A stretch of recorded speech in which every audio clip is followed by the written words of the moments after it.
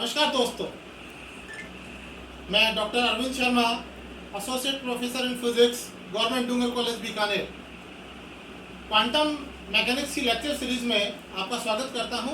पिछली बार हमारा टॉपिक चल रहा था फोटो इलेक्ट्रिक इफेक्ट, प्रकाश विद्युत प्रभाव। इस प्रकार से क्लासिकल वेव थ्योरी प्रकाश विद्युत प्रभाव को समझाने में असफल रही। आज हम इसे कंटिन्यूटी में रखेंगे और आइंस्टीन ने कैसे इसको समझाया इसे हम समझेंगे। सबसे पहले हम देखते हैं कि आइंस्टीन ने इसको समझाने के लिए कौन से पोस्टुलेट्स काम में लिए। Einstein's postulates, Einstein's postulates to explain photo electric.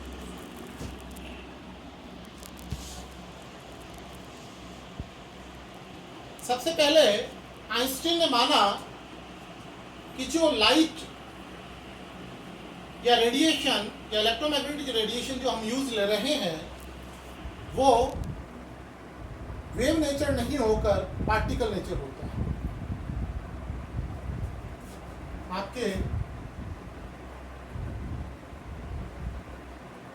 Light जो है दैट इज पार्टिकल नेचर।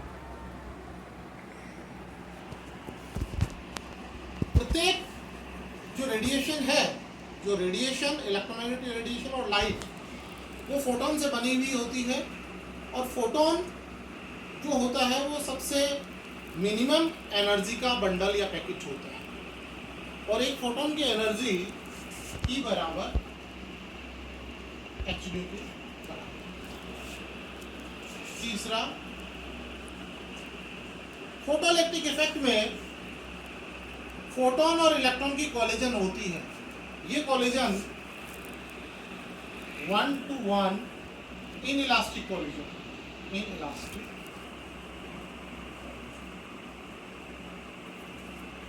अर्थात एक फोटोन एक इलेक्ट्रॉन को अपनी एनर्जी देता है।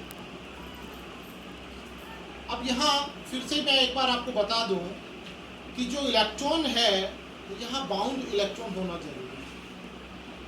यदि इलेक्ट्रॉन टोटली फ्री है, free electron, photo electric effect not possible. That means it should be bound electron.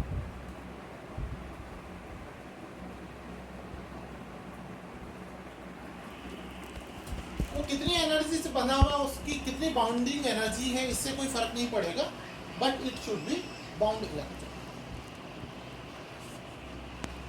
Number 4, there are two kinds of photoelectric effect: volume photoelectric effect and surface photoelectric, volume photoelectric effect and surface photoelectric। Suppose कर लीजिए कि यदि electron surface पे है और वहां से electron eject हो रहा है, that is known as surface photoelectric. परंतु यदि इलेक्ट्रॉन सरफेस के नीचे, चूंकि कई शेल्स होते हैं, अगर अंदर है इलेक्ट्रॉन तो वो कहलाएगा वॉल्यूम, अर्थात उसको अंदर से सरफेस तक आने में कुछ ऊर्जा की आवश्यकता होती है। अब इसको यदि हम फिगर से समझना चाहे तो हम इस प्रकार से समझ सकते हैं।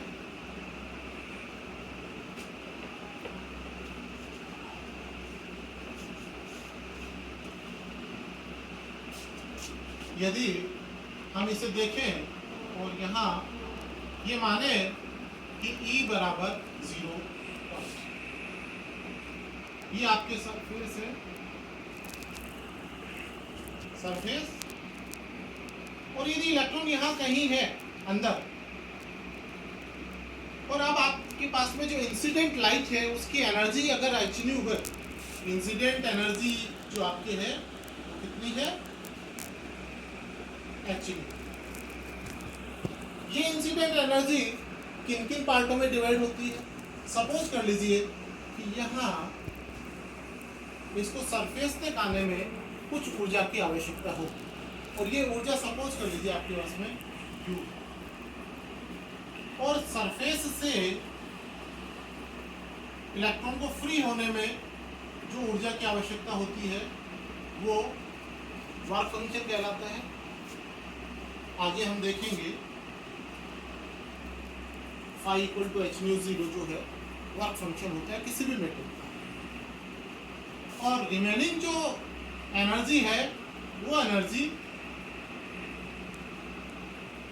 काइनेटिक एनर्जी में काइनेटिक एनर्जी, अर्थात जो इंसिडेंट लाइट है उसकी एनर्जी वॉल्यूम फोटोइलेक्ट्रिक इफेक्ट में 3 पार्ट में डिवाइड होती है, और हम इसे इक्वेशन के आधार पर समझ सकते हैं। H nu equal to kinetic energy plus work function plus internal binding energy जिसे इलेक्ट्रॉन को पास करना है। यदि सपोज कर लीजिए इलेक्ट्रॉन पहले ही आपके सरफेस पे है, इलेक्ट्रॉन पहले से ही सरफेस पे, इस स्थिति में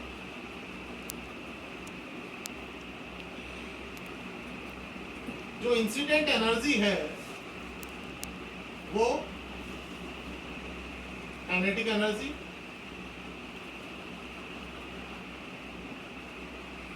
में कन्वर्ट होगी। ये आपके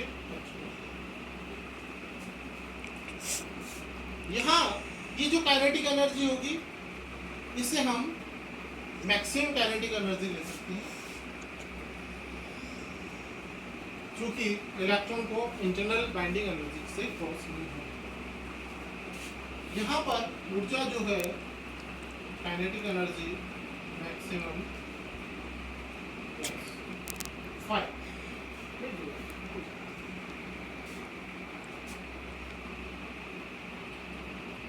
इस प्रकार से हम देख रहे हैं कि आइंस्टीन ने जो अजम्पशन माना कि जो ऊर्जा इंसिडेंट एनर्जी है, जो आपतित ऊर्जा है, वो किस प्रकार से मेटल से इलेक्ट्रॉन को इजेक्ट कराने में किस किस पार्ट में जा रही है। यहाँ से जो आइंस्टीन की एनर्जी इक्वेशन है काइनेटिक एनर्जी मैक्सिमम, जिसे हम half mv² maximum equal to h nu minus,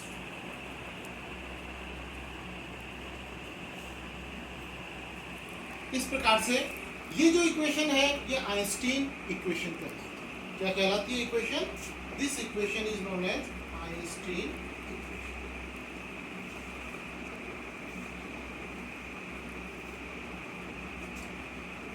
अब हम देखते हैं कि आइंस्टीन के जो अजम्पशंस थे, जो पोस्टुलेट्स थे, यहाँ पर एक और मुख्य पोस्टुलेट की तरफ मैं ध्यान दिलाना चाहूंगा। आइंस्टीन ने जो पोस्टुलेट माना था कि जो इंसिडेंट फोटोन है उसका एब्जॉर्प्शन और इमिशन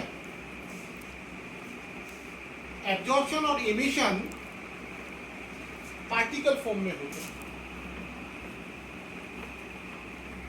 दैट मीन्स जो आपकी एनर्जी है वो डिस्क्रीट होती है।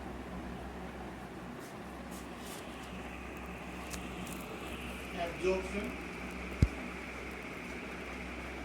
Oblique emission of radiation, this is particle.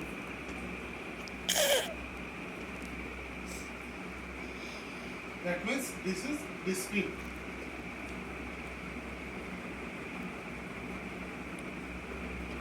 In space, when radiation propagating in the space, जब विकिरण स्पेस में चल रहा है उस स्थिति में भी ये आपके पार्टिकल फॉर्म में है और ये भी डिस्क्रीट हो गया। ये आपके पोस्टुलेट है आइंस्टीन का। इससे पहले जो हमने प्लैंक्स लॉ पढ़ा था, प्लैंक लॉ में और इसमें एक डिफरेंस है, वो बहुत महत्वपूर्ण कंसेप्ट है, इसे स्टूडेंट्स ध्यान दें। यहाँ पर एब्जॉर्प्शन और emission absorption and emission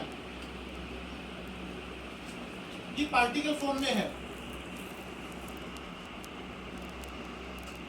this is discrete. परंतु जो स्पेस में प्रोपेगेशन है वो कंटिन्यूअस है। This is the basic difference between Einstein and Planck's assumption. Einstein ने दोनों को डिस्क्रीट माना, दोनों जो सिचुएशंस है, दोनों सिचुएशंस में स्पेस और एब्जॉर्प्शन इमिशन में दोनों में पार्टिकल नेचर को लिया और दोनों ही स्थिति में ये आपके डिस्क्रीट होता है। अब हम ये देखेंगे कि किस प्रकार से आइंस्टीन के पोस्टुलेट से फोटोइलेक्ट्रिक इफेक्ट के जो प्रायोगिक परिणाम है उसको हम समझा पाते हैं।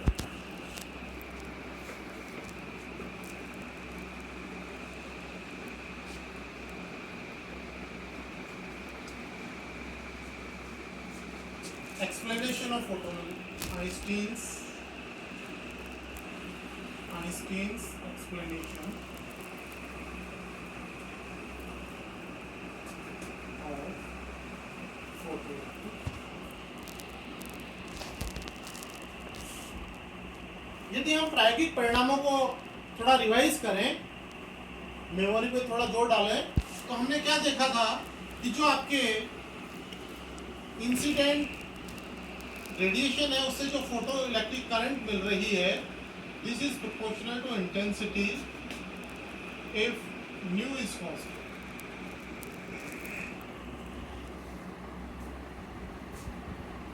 इस कंसेप्ट को आइंस्टीन ने जो माना था, आइंस्टीन के अकॉर्डिंग जो एनर्जी होती है फोटोन की E बराबर h न्यू होती है और इंटेंसिटी जो होती है वो NH न्यू के बराबर होती है, जहां n जो होता है वो number of photons per unit area per second है। n यहाँ पर number of photons per unit area per second यहाँ पर है, अर्थात intensity is proportional to n। एक इलेक्ट्रॉन एक फोटोन एक इलेक्ट्रॉन को इमिट कर रहा है, अर्थात यदि आप n बढ़ाएंगे तो इलेक्ट्रॉन्स बढ़ेंगे, इमिशन होगा और वहां से फोटो इलेक्ट्रिक करंट इंक्रीज होगा। अर्थात ये कंसेप्ट इजीली यहाँ से समझ सकते हैं। दूसरा महत्वपूर्ण कंसेप्ट आप इसमें बहुत ध्यान दें, यहाँ से अगर अपन देखें तो जो नंबर है, this implies number is inversely proportional to frequency, that is proportional to lambda. That means if we are increasing the frequency, then number of photons are decreasing. That means photo current is decreasing. That is very important. If we increasing the nu, we are decreasing n, so photo current is decreasing. Very, very important concept. Similarly, if you are increasing lambda, you are increasing n in photo electrical impulse.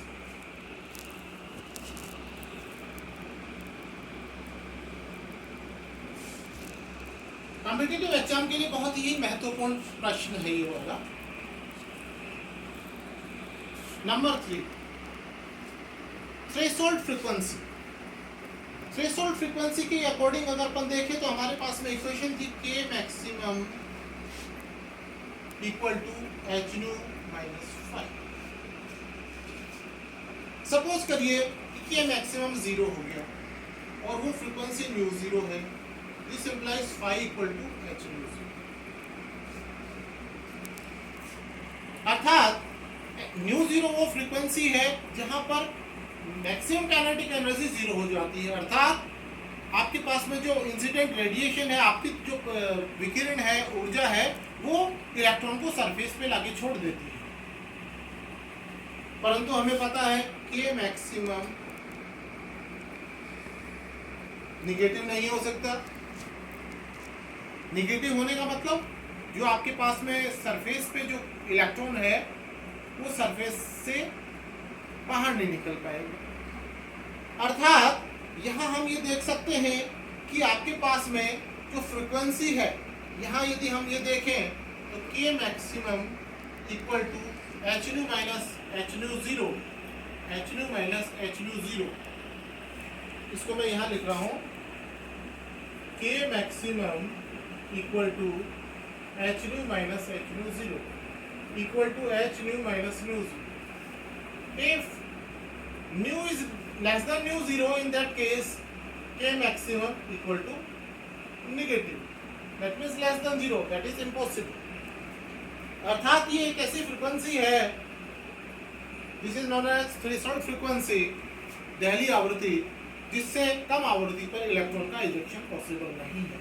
यहाँ से हम इसे wavelength में भी convert कर सकते हैं, lambda greater than lambda zero, new less than mu zero, but lambda greater than lambda zero. Threshold wavelength एक ऐसी वेवलेंथ, एक ऐसी तरंग दैर्ध्य जिससे अधिक तरंग दैर्ध्य पर, अधिक वेवलेंथ पर फोटो इलेक्ट्रिक इफेक्ट पॉसिबल नहीं होगा।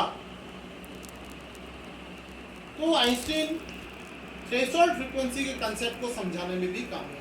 पहली प्रॉब्लम थी इंटेंसिटी, दूसरी प्रॉब्लम थ्रेशोल्ड फ्रीक्वेंसी, तीसरी प्रॉब्लम अगर अपन याद करें फ्रीक्वेंसी प्रॉब्लम, फ्रीक्वेंसी प्रॉब्लम को भी ये समझाने में कामयाब हुआ। नंबर 4 पर अपन लेते हैं फ्रीक्वेंसी प्रॉब्लम। फ्रीक्वेंसी प्रॉब्लम में हमने क्या देखा था? Number 4 frequency problem. Frequency problem में आपके पास में जो maximum kinetic energy, that means हम जो पोटेंशियल बाहर से दे रहे थे इलेक्ट्रॉन्स को, बाहर से पोटेंशियल जो हम दे रहे थे, वहां से यदि हम देखें तो K maximum equal to EV0 आता है। जो निरोधी विभव जो आता है, जो स्टॉपिंग पोटेंशियल आता है, वो अधिकतम मान जो है मैक्सिमम काइनेटिक एनर्जी के बराबर होता है। उस समय कोई भी इलेक्ट्रॉन अपने पाथ को पूरा नहीं कर पाता है, अर्थात इलेक्ट्रिक फोटो इलेक्ट्रिक करंट जो है शून्य हो जाती है। यहाँ पर यदि हम ये देखें, हमारे पास में अगर ये EV0 बराबर यहाँ आ जाएगा H nu minus H nu zero, और ये इक्वेशन कन्वर्ट हो जाएगी h upon E nu minus h upon E nu zero, and this equation can be written as mx plus c and also written as a nu plus b, जैसा कि हमने पहले प्रायोगिक परिणाम के समय इस इक्वेशन को कोट किया था। दैट मीन्स a यहाँ पर हो जाएगा h upon a upon E, and b यहाँ पर हो जाएगा minus H nu zero upon E, that is phi upon, जो कि वर्क फंक्शन पे डिपेंड करेगा। यहाँ से यदि हम कर्व प्लॉट करके देखें तो यहाँ पर ये आपका जो कर्व है,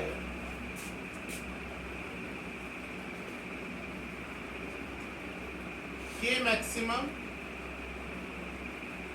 V0 वर्सेस न्यू, ये कर्व स्ट्रेट लाइन आता है, और ये पार्ट आपके आ जाएगा फाई अपॉन ई, और स्लोप इसका आ जाएगा h अपॉन।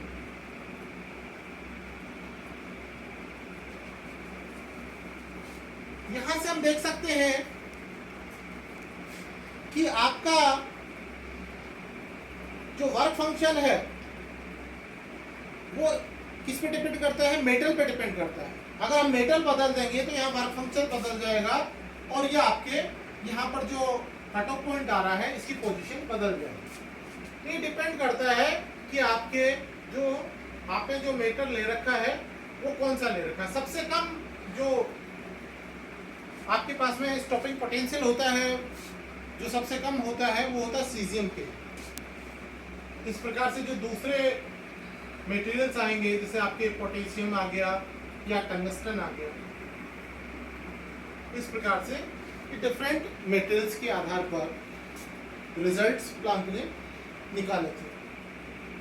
तो प्लैंक ने जो फ्रीक्वेंसी प्रॉब्लम आ रही थी कि मिनिमम फ्रीक्वेंसी जो है उससे कम में इलेक्ट्रॉन्स का इजेक्शन हो सकता है, और जो आपके मैक्सिमम काइनेटिक एनर्जी है, मैक्सिमम काइनेटिक एनर्जी फ्रीक्वेंसी पे डिपेंड करती है। It is independent on intensity.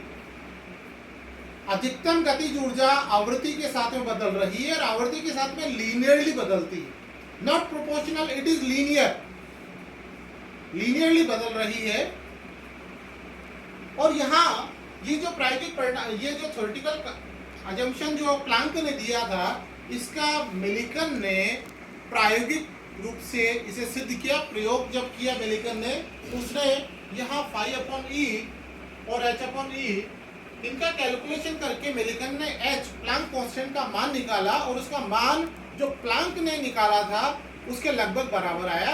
अर्थात मिलिकन ने फोटोइलेक्ट्रिक इफेक्ट को प्रायोगिक रूप से सिद्ध किया।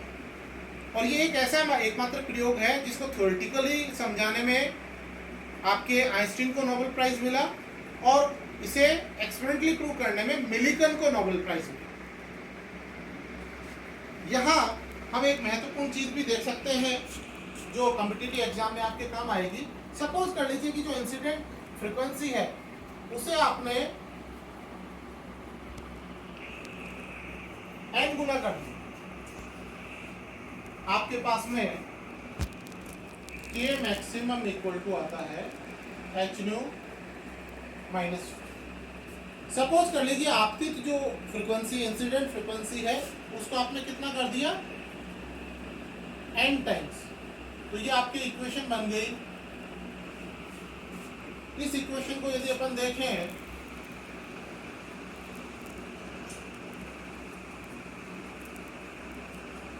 इसे यदि हम देखें n h nu minus 5 plus 5 minus 1,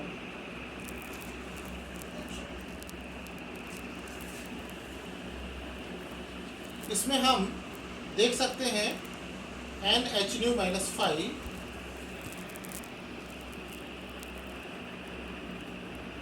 into n। तो यहाँ हम देख सकते हैं, इसको यदि हम खोल के देखें तो ये बराबर आ जाएगा NH new minus N5 plus N5 minus N। तो ये वही टर्म है जो अभी अपन ने ऊपर लिखी, NH new minus NH new minus 5। तो यहाँ N5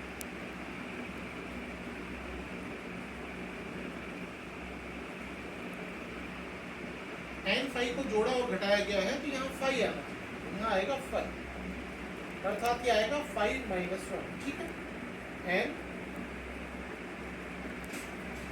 N5 माइनस N5 और माइनस N।